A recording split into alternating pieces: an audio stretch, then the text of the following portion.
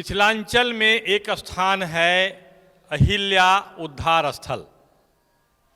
कहा जाता है कि रामायण काल में जब भगवान श्री राम थे उनके पूर्व यहाँ पर न्याय दर्शन के प्रणेता महर्षि गौतम की साधना स्थली थी, तपस्थली थी। इससे जब उत्तर बढ़ते हैं तब विदेह राजा जनक का जो क्षेत्र था, शायद उस समय यह विदेह राजा जनक के क्षेत्र में ही पड़ता था ये गौतम स्थान। और यहीं पर अहिल्या और इंद्र के द्वारा छले जाने की जो कथा होती है, उस कथा का ये घटना स्थल यही है। भगवान श्री राम के जन्मभूमि पर विराट राम मंदिर का निर्माण कार्य शुरू हो चुका है। और उस जो भगवान श्री राम के जन्मभूमि पर भव्य राम मंदिर के निर्माण की जो बात सब शुरू हुई है, तो यहाँ के लोगों में भी उल्लास है। इसके पहले हम इस स्थान के बारे में थोड़ा जिक्र करेंगे। स्वत्व की टीम यहाँ यह जानने आई है कि भगवान श्री राम से जुड़े हुए बिहार में स्थित जो एक एक स्थल हैं, जो रामायण परिपथ के दृष्टिकोण से अत्यंत महत्वपूर्ण हैं, उन स्थानों पर भगवान श्री राम के जन्म स्थान पर भव्य मंदिर निर्माण की जो प्रक्रिया शुरू हुई है, उसको लेकर के किस प्रकार का वातावरण है, किस प्रकार के उत्साह का वातावरण है, इसको लेकर के लोग किस प्रकार का रिस्पॉन्स दे रहे हैं। अहिल्यावली के बारे में समझाता है, यहाँ अभी एक भव्य मंदिर का निर्माण कराया जा चुका है। थोड़ा सा हम चाहेंगे कि इस मंदिर के गुंबद को दिखाया जाए। पुजारी जी ने जो बताया, यहाँ का के पुजारी जी ने जो बताया, उसके अनुसार इस भव्य मंदिर का निर्माण आज से करीब 250 वर्ष पूर्व इस क्षेत्र के जो दरभंगा महाराज थे उन्होंने कराया था। वे तंत्र विद्या के साधक थे। इस दृष्टिकोण से वे अहिल्या उनकी आराध्या थीं। अहिल्या को अपने आराध्या मानते थे, क्योंकि गौतम ऋषि का जो न्याय दर्शन है उसमें तंत्र में भी उनका बड़ा स्थान है, और उनको भी लोग उनके जो साधना पद्धति है उसका भी उपयोग तंत्र साधना में किया जाता है। यह जो स्थान है 2 नदियों के बीच है। इसके पश्चिम में जो है क्षीर नदी है। क्षीर जिसको कहते हैं, क्षीर सागर में विष्णु हमेशा सैया पर लेटे रहते हैं लक्ष्मी के साथ, और वहीं से संपूर्ण सृष्टि बल्कि पूरे ब्रह्मांड में का नियंत्रण करते हैं, सम्यक व्यवस्था देते हैं। और यहाँ से पूरब दिशा में जो है वो कमला नदी है। इन 2 नदियों के बीच में गौतम ऋषि तपस्या करते थे, और यहीं उनकी पत्नी भी उनके साथ निवास करती थी। उनकी पत्नी के सौंदर्य को देख करके इंद्र, देवराज इंद्र मोहित होते हैं और छल करते हैं, और इस छल से कुपित होकर के गौतम ने इंद्र को शाप दिया था, और उनके शरीर में गलन रोग हो गया था। और उनके इस छल में सहयोगी की भूमिका निभाने वाले चंद्रमा को भी उन्होंने शाप दिया था, और उनमें भी जो दाग है उनको दंडित किया था। ऐसे सिद्ध स्थल पर बाद में भगवान श्री राम जब विष्णु का अवतार होता है यहाँ आते हैं, तो उनके चरण स्पर्श से पत्थर की जो नारी बन गई थी अहिल्या, जबकि अहिल्या का कोई दोष नहीं था, तो दोष मुक्त होती हैं, शाप मुक्त होती हैं, और फिर से नारी बनती हैं, और फिर से गौतम ऋषि का जो परिवार है वो परिवेश ठीक ठाक होता है, अपने रूप में स्वरूप में लौटता है। ऐसे स्थान पर आज भव्य मंदिर का निर्माण किया गया है। इस मंदिर के बारे में पहले हम इस मंदिर के जो पुजारी जी हैं इनसे बात करते हैं। पुजारी जी, इस मंदिर के बारे में आप क्या जानते हैं? इसका जो इसकी ऐतिहासिकता है, लेकिन मंदिर का निर्माण तो बहुत बाद के कालखंडों में हुआ, तो इस पर हम प्रकाश डालें। ये मंदिर का निर्माण दरभंगा महाराज के पूर्वज लगभग 250 वर्ष इन्होंने इसका निर्माण कराया था, और उसके बाद इसमें श्री राम, लक्ष्मण, भरत, शत्रुघ्न चारों भाई, माता सीता, अहिल्या जी और गौतम मुनि की प्रतिमा का यहाँ स्थापना हुई। ये अपने दरभंगा जिला में लगभग ये मानता है कि ये बहुत पुरानी क्या नाम है मंदिर है, और पूरे दरभंगा जिला में इसका बहुत बड़ा स्थान है। लेकिन इसकी देख रेख में अभी महाराज नहीं हैं, और उनके तंत्र वगैरह भी पूर्ण रूप से कोई एक्टिव नहीं है। ये एक दृष्टि से कहा जाए तो ये अपने आप में अनोखा मंदिर है, क्योंकि भगवान श्री राम का जो भी मंदिर होता है उसमें राम, लक्ष्मण और माता सीता इन 2 ही की स्थापना की जाती है।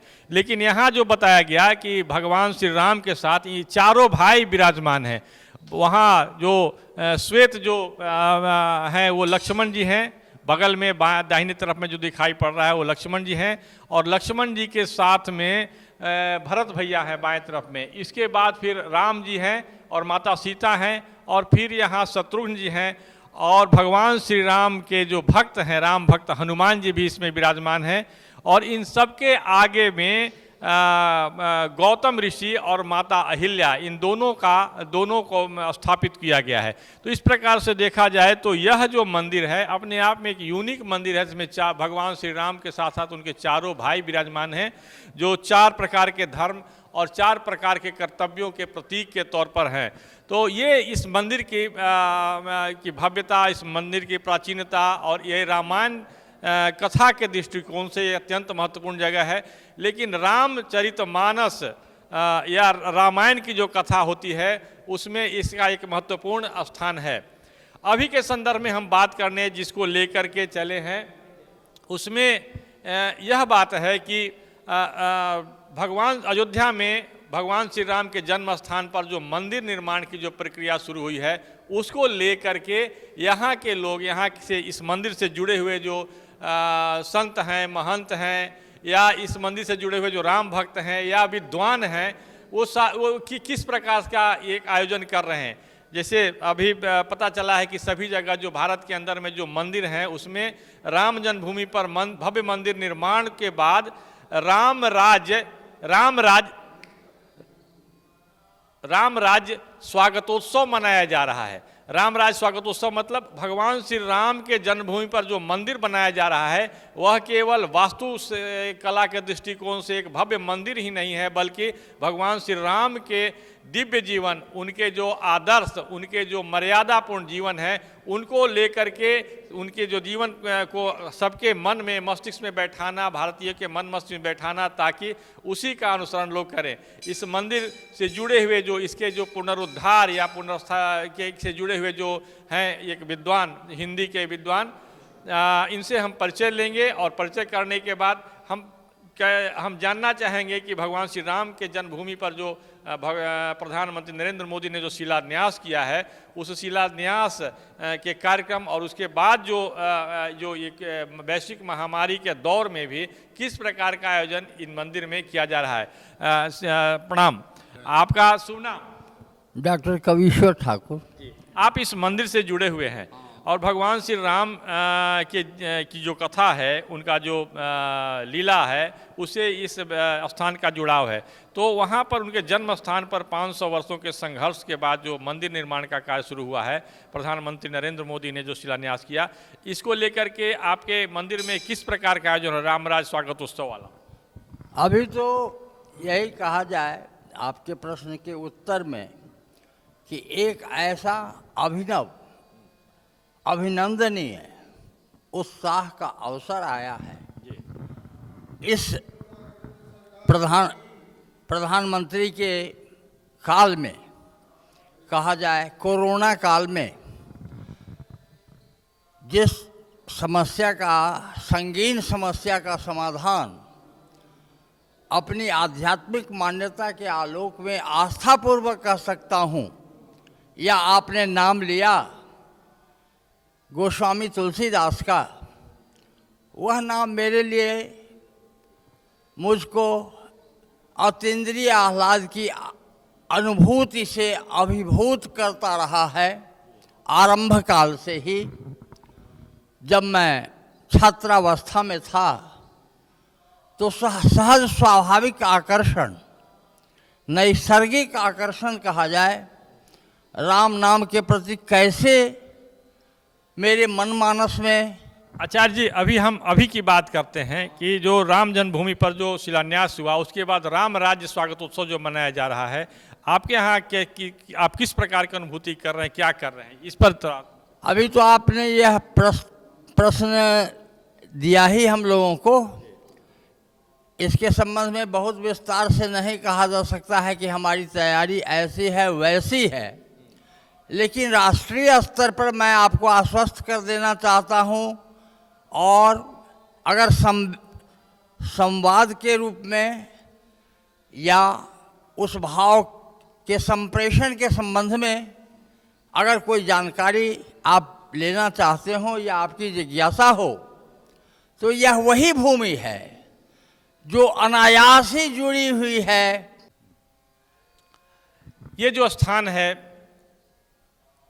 अहिल्या उद्धार स्थल, यहाँ पर जो भव्य मंदिर है अहिल्या उद्धार स्थल पर जो पाषाण है वो प्रतीक के तौर पर स्थापित है। यहाँ पर जो विशेष तौर पर आचार्य के तौर पर हैं मिथिलेश दास जी महाराज, और जिनको लोग स्थानीय लोग बउआ हनुमान जी के तौर पर कहते हैं। आप रामायण के मर्मज्ञ हैं और रामराज स्वागतोत्सव जो मनाया जा रहा है उसके संदर्भ में आप एक प्रमुख की भूमिका में भी हैं। तो आप आइए हमसे बात करें। महाराज जी नमस्कार। आपका ये रामराज स्वागतोत्सव जो भगवान श्री राम के जन्म स्थान पर जो मंदिर भव्य मंदिर निर्माण शुरू हुआ है, इसके बाद इस कोरोना काल के बावजूद जो मठ मंदिर जो कर रहे हैं, तो ये जो चूँकि रामायण कथा राम का और रामायण परिपथ से जुड़ा हुआ स्थल है, तो इस संदर्भ में आप क्या कर रहे हैं, क्या आपका संदेश? अभी तो कार्तिक महीना है और कार्तिक महीने में जितने भी हमारे साधु समाज के हम पूरे बिहार राज्य के हम सेक्रेटरी हैं, उनको मैंने आग्रह किया हूँ कि अपने अपने मंदिर में ये कोरोना काल के कम से कम 100 दीप जलाया करें। और ये पहला मंदिर निर्माण के बाद हम लोग निर्णय लिए हैं पटना में, और पटना में निर्णय लेने के बाद और बेगूसराय से हम लोग शुरू किए हैं, सूजा मठ से हमने शुरू किया है।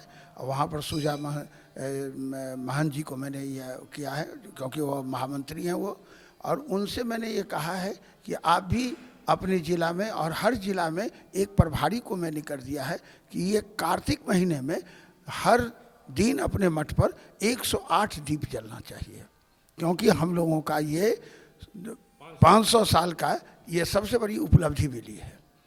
और मैं सबसे पहले तो यशस्वी प्रधानमंत्री जिनको मैं साधु समाज पूरे भारतवर्ष के संत सभा की तरफ से आशीर्वाद दिया गया, और उस आशीर्वाद इतना आशीर्वाद हुआ जो प्रधानमंत्री बन गए।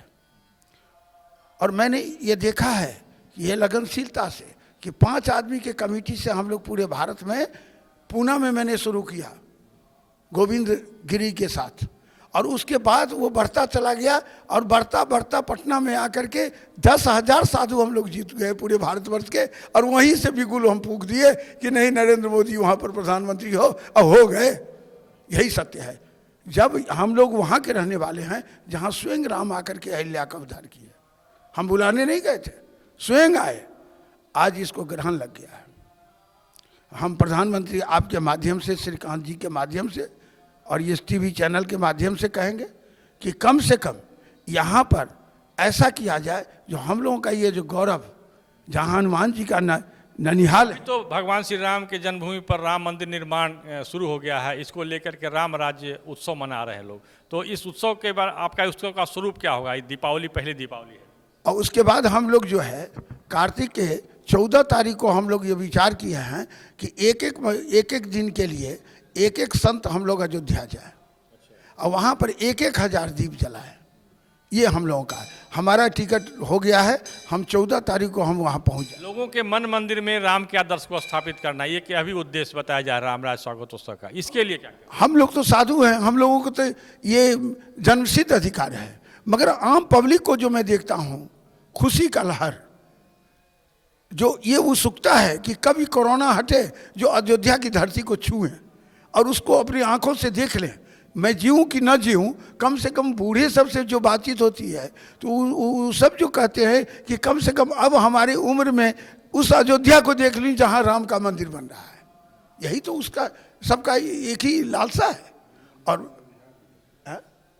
मिथिलांचल जो कहीं ना कहीं भगवान श्री राम से बहुत मधुर संबंध के तौर पर जोड़ा जाता है, यहाँ के लोग इतने उत्साहित हैं, इतने हर्ष में हैं कि कोरोना काल हटे और यहाँ के लोग जा कर के भगवान श्री राम, उन रामलला का जो जन्म स्थान है, जहाँ भव्य मंदिर का निर्माण शुरू हो गया है, जो असंभव लगता था संभव हो गया है, जो सपना लगता था वो साकार हो उठा है, वहाँ पर जा कर के और भगवान श्री राम का दर्शन करें और अपना जो भाव है वहाँ भाव समर्पित करें, आह्लादित हों।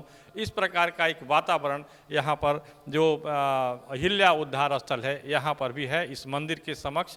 और ये लोग साधु संतों की ओर से ऐसा प्रयास किया जा रहा है कि घर घर में भगवान श्री राम के आदर्श की चर्चा हो और यह चर्चा एक सबके मानस में बैठे ताकि एक परिवर्तन हो और उस परिवर्तन जो सामाजिक मानसिक परिवर्तन हो उस प्रकार के परिवर्तन से एक वातावरण बन जिससे कि राम राज्य की स्थापना हो। राम राज्य की स्थापना डंडे के बल पर नहीं होती है बल्कि प्रत्येक मनुष्य के व्यवहार में परिवर्तन के बल पर होता है। और इस प्रकार का एक अभियान जो चल रहा है उसमें मिथिलांचल का यह स्थान जो अहिल्या उद्धार स्थल है, जो भगवान श्री राम की लीला से जुड़ा हुआ प्रमुख स्थल है, वहाँ भी इस प्रकार के भाव जागृत हैं, दिखाई पड़ रहे हैं और कई प्रकार के भाव एक साथ मिल रहे हैं, उत्साह मिल रहे हैं, आनंद का वातावरण मिल रहा है। लोगों में ऐसी बेसब्री है कि कोरोना काल समाप्त हो और भगवान श्री राम के जन्म स्थान पर जा कर के दर्शन करें। कृष्णकांत, अहिल्या उद्धार स्थल, दरभंगा।